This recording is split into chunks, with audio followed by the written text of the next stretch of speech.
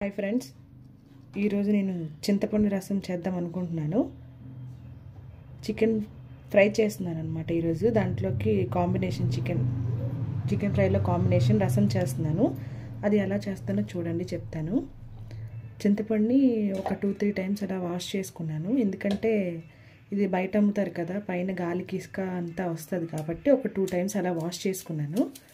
ఇప్పుడు ఇందులోకి ఒక మీడియం సైజ్ ఉల్లిపాయను తీసుకొని సన్నంగా పొడుగ్గా కట్ చేసుకొని వేసుకుంటున్నాను.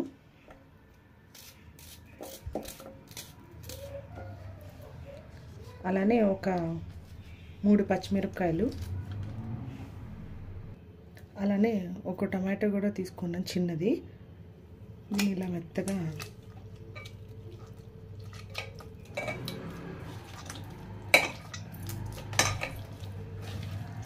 ఇలా మిక్స్ చేసుకుంటాను.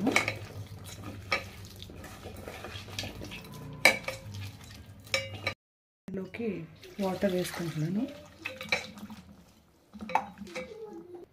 ఇదిగోండి, ఇలా వేసుకున్నాను. ఇలా వేసుకున్నాక ఇప్పుడు దీన్ని స్టవ్ మీద పెడుతున్నాను. ఇలా పెట్టుకొని దీన్ని అలా మరగనివ్వాలి కొంచెం. ఇప్పుడు ఇది ఇలా మరుగుతుంది కదా, ఇలా మరుగుతున్నప్పుడే ఇందులోకి ఉప్పు, కారం, పసుపు, కొంచెం రసం పౌడర్,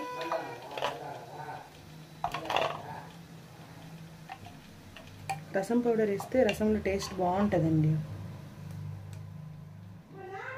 కొంచెం ఇంగువ,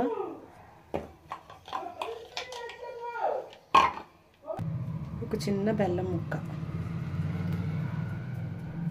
బెల్లం వేస్తే ఎక్కువ పులుపు ఉన్నదనుకో, పులుపు విరగడానికి బెల్లం వేస్తారు. ఇంకంతే. ఇది బాగా మరిగాక దీనికి తాలింపు పెట్టుకోవడమని. చాలా సింపుల్.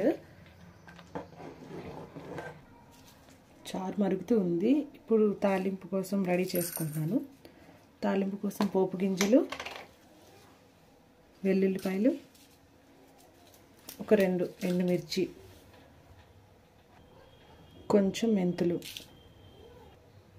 కొంచెం ఇంగువ, ఆయిల్. ఇప్పుడు ఇది ఇంకా బాగా వేగాక మరుగుతున్న చారులో తాలింపు పెట్టుకోవడం. పోపు వేగిపోయింది, ఇంకా తాలింపు పెట్టుకోవడమే.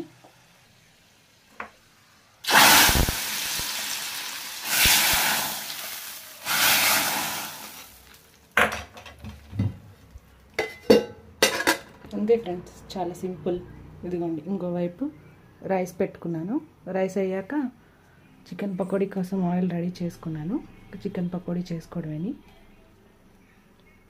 ఓకే ఫ్రెండ్స్, మీకు కనుక మా వీడియో నచ్చినట్లయితే లైక్ చేయండి, షేర్ చేయండి అండ్ సబ్స్క్రైబ్ చేయడం మర్చిపోకండి. Bye friends.